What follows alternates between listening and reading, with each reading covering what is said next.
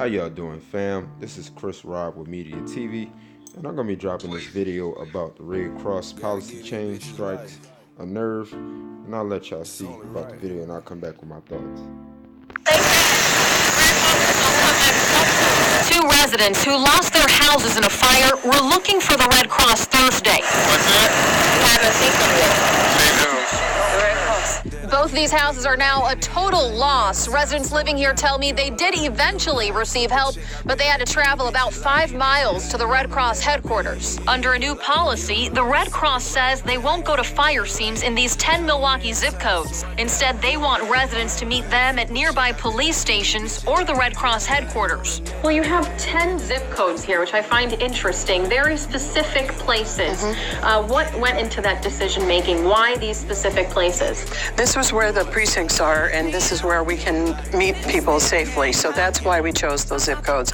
We looked at a lot of things and said, what can we do to make this the most efficient? I think of the Red Cross of going to places that are in crisis. I think of Red Cross going where people have needs. So why would you not go where you have the most need? And I also want you to reiterate why this isn't citywide. I mean, why just these specific spots? Because this is where the majority of the fires are. Line 2, caller, good morning. Thank you for holding. You're on the air. This policy change was a hot topic on WNOV Radio Friday. Where nonprofit organizations, charitable organizations, can begin to pick and choose who they will service except for where their donations come from. When I heard the story, I immediately went back to my experience for 2 years working for Red Cross. And so I want to first, and I don't want to excuse them, but it's very, very hard to recruit volunteers and to raise money in the zip code. Trying to come up with ways to make it a little easier for everyone, talking with our volunteers, talking with our staff, talking with our partners, fire and police. We said we're already doing this in other areas of the state. We really should start rolling this out and more. You know, very candidly, I don't know if it's public safety. I don't know if it's institutional racism. I don't know what it is.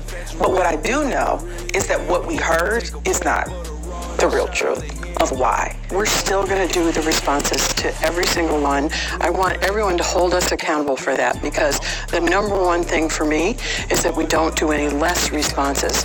In Milwaukee, Eden Jekyll, WISN 12 News.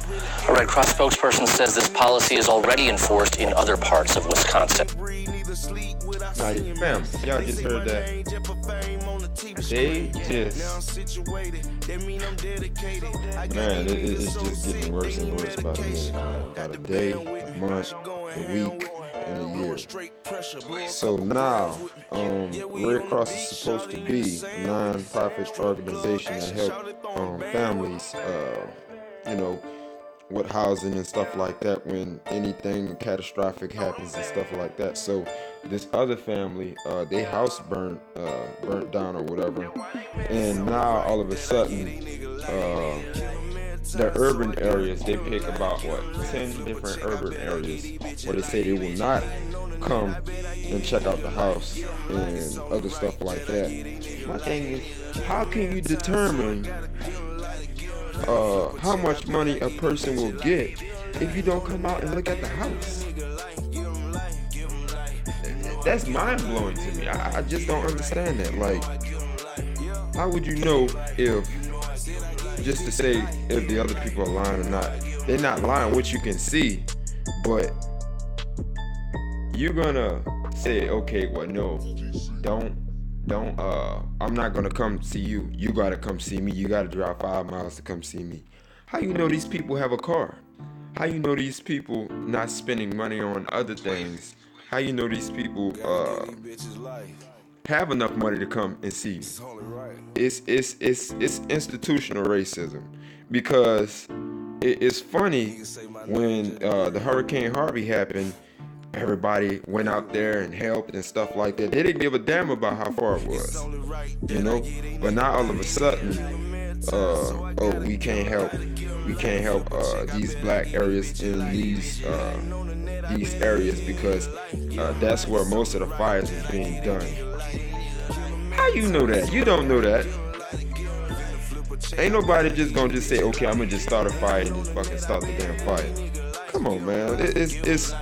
It's really getting just out of hand. That's why, like I said, we need to start having our own non-profit organizations